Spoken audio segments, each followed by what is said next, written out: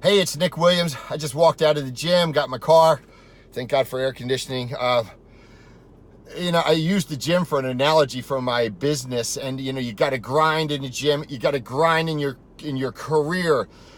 Just think if you approached your career like Olympians approached the Olympics, and you just went all out for a handful of years, just all out grinding, and you would make it. You would make it.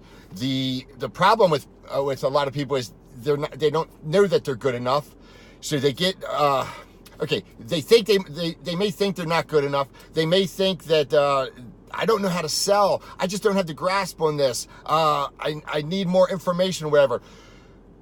By working hard, you can overcome all of that. Again, that Olympian approach. By working hard, just grinding. And then you say, well, there's always something that comes up that throws me off.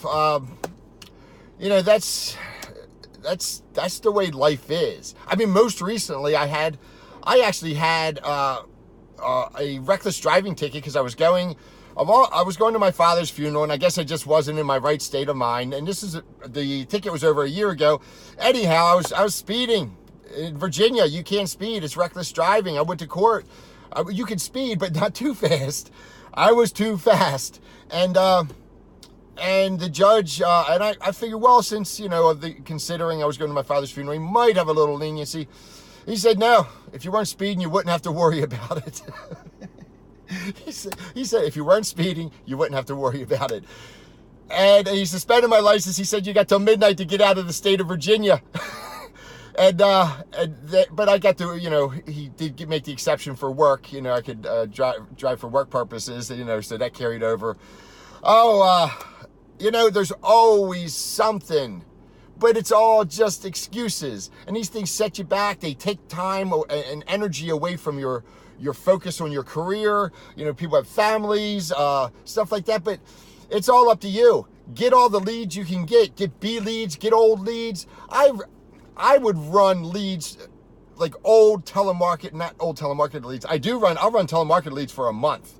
And I don't care. I will pull old direct mail leads for, I'll run them the year after. And, they're just, I use a wash list direct mail lead when I order my own, and it just lists final expense, optical, dental. It has a wash list of things. And I'll just say, hey, you sent this in a while back.